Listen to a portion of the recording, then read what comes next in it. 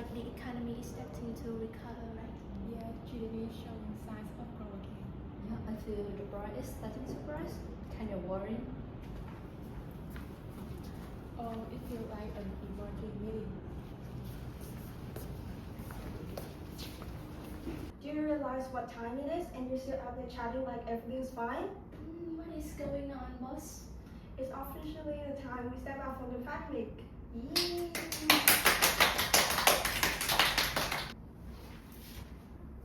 But it's not over yet. The end of the pandemic is certainly a positive signal. However, based on recent report and analysis, the economy is entering a highly volatile phase. After COVID-19, we are facing several macroeconomic challenges, such as before the pandemic, Vietnam's economy was very strong with high export growth, low inflation, and stable GDP growth. However, after the pandemic, Vietnam is facing many challenges. External demand is weak, financial risks are increasing, and public investment is still slow. In addition, the global environment has become more unstable. Supply chain disruption, geopolitical tension, and rising interest rates have increased inflation and created pressure on exchange rates. Respond, the government has implemented fiscal and monetary policy such as lowering interest rate, reducing tax, and boosting public investment. However, policymakers must balance between supporting economic growth and maintaining inflation control and financial stability. Now I would like to invite economist Phương Anh to present the overview.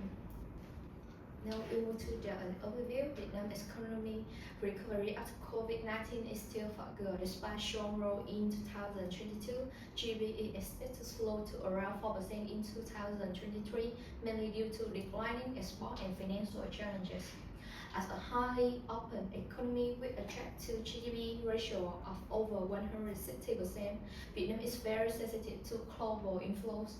Any external shocks, such as quicker global demand or supply chain disruption, can quickly impact domestic growth.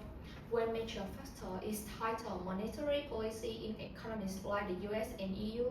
Higher interest rates reduce consumption and increase inventories, leading to lower demand for Vietnam exports, especially manufactured goods. As a result, industrial production has slowed, exposing Vietnam vulnerability in global value chains. At the same time, Vietnam faces pressure in managing its exchange rate. The State Bank of Vietnam must balance between stabilizing the currency and supporting growth. Tightening policy help control the exchange rate, but may slow credit growth, while loosening policy support growth but risk inflation and capital outflows. This reflects the impossible Trinity challenge. Additionally, disruption in the corporate bond and real estate markets have weakened investor confidence and reveal structural issues such as low transparency and an underdeveloped financial system. The high credit to GDP ratio also raises concern about long-term stability. Overall, Vietnam must carefully balance short-term recovery with long-term structural reforms in an uncertain global environment. Next, I invite our policy advisor, Thư. Policymakers in an open economy like Vietnam face important trade-offs when pursuing multiple macroeconomic objectives, such as economic growth, exchange rate stability, inflation control, and fiscal sustainability. Achieving one goal often makes it harder to achieve others, which creates complexity in decision-making. A key trade-off monetary policy is between controlling inflation and supporting economic growth. Raising interest rates can reduce inflation by discouraging borrowing and spending, while lowering interest rates encourages investment and consumption, which stimulates growth. In Vietnam, the State Bank has used interest rate cuts to support the economy. For example, in 2023, policy rates was reduced several times, leading to lower lending and deposit rates. However, external factors also create challenges. When the US, the Federal Reserve, raises interest rates, the US dollar tends to strengthen, putting pressure on Vietnamese dong. This may force Vietnam to intervene in foreign exchange markets, creating a trade-off between exchange rate stability and domestic liquidity. Fiscal policy also plays an important role. Expansion measures such as tax cuts or increased public spending can stimulate demand. However, when combined with loose monetary policy, they may increase inflation and put pressure on the exchange rate. For example, reducing VAT can boost short-term demand but reduces the government revenue. Similarly, increasing public investment supports long-term growth but may lead to higher budget deficit and public debt. In conclusion, policymakers in Vietnam must carefully balance these trade-offs, and effective coordination between monetary and fiscal policy is essential for sustainable economic development.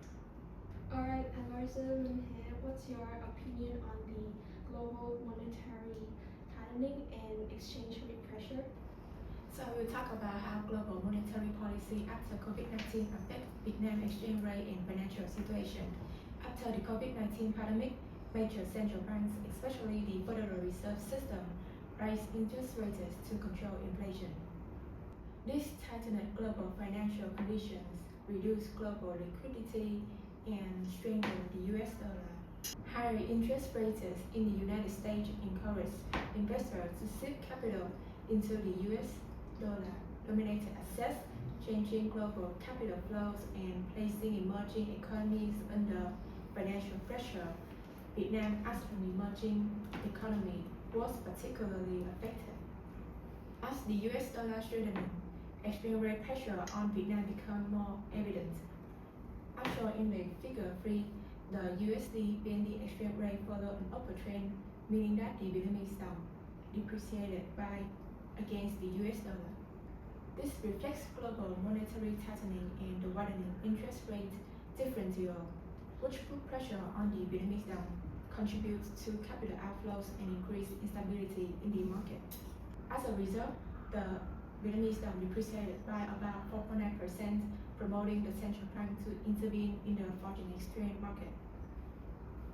This situation can be explained by the impossible trinity, which states that a country cannot simultaneously maintain exchange rate stability, independent monetary policy, and free capital mobility. To respond, the state of Vietnam intervened in the market and sold about $9.35 billion in 2024 to stabilize the exchange rate. This shows a government's active role in managing exchange rate risk, and it also adjusts monetary policy and widened the exchange rate band to enhance flexibility. And overall, these measures help stabilize the currency and maintain confidence in the financial market. I agree, the current challenges mainly come from inflation pressure, unstable growth, and fiscal risk. If not properly controlled, the economy could fall into macroeconomic imbalance. Alright, everyone understands the situation now. For now, we will implement the proposed solutions. Our goal is to restore the economy while maintaining stability. This is definitely not easy. Alright, the meeting adjourned. From 2022 until now, the situation has gradually stabilized. Now I will discuss trade dynamics and growth stability in Vietnam in the post-pandemic period. Vietnam is considered a highly open economy, meaning its growth depends heavily on international trade. After COVID-19, Vietnam experienced strong export growth thanks to its deep integration into global supply chains. In fact, Vietnam's trade to GDP ratio reached around 165 to 166%, which shows how dependent the country is on trade compared to many ASEAN countries. As we can see in Figure 5, Vietnam maintained a consistent trade surplus for most of the period. This indicates that exports remained strong during the recovery phase and played a key role in supporting economic growth.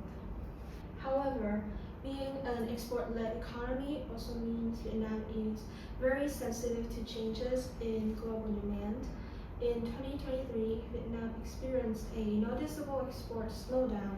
This was mainly due to declining global demand, especially in major markets like the United States and the European Union.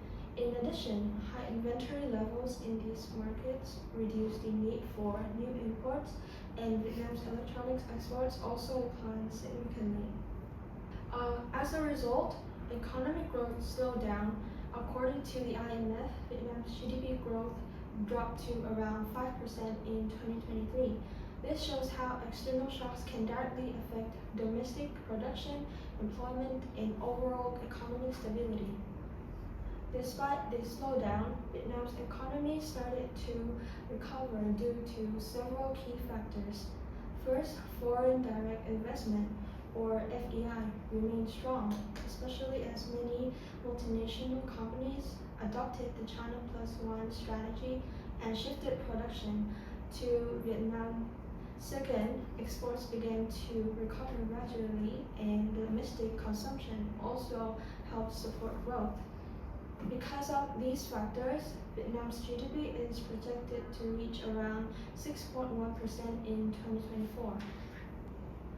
However, there are still important risks to consider. Vietnam remains highly dependent on external markets, particularly the United States. Rising protectionism, trade tensions, and global uncertainty could all negatively affect export demand and create volatility in economic growth. So, this leads to an important policy trade-off. On one hand, trade openness drives growth and attracts investment, but on the other hand, it also exposes Vietnam to external risk. Therefore, Vietnam needs to balance export-led growth with greater economic resilience. For example, by diversifying export markets and strengthening domestic demand. In conclusion, trade has been both a major strength and a key vulnerability for Vietnam in the post-pandemic period. Thanks to the effective coordination between monetary and fiscal policy, the economy has regained balance and is now growing more sustainably. In conclusion, Vietnam's post-pandemic economy shows both resilience and challenges in a volatile global environment. Though export and foreign investments still support growth, there are increasing external risks such as weak global demand, rising protectionism, and tighter financial conditions. In response, the government and the State Bank of Vietnam have taken flexible actions. However, this also shows the trade-off in balancing economic growth and financial stability.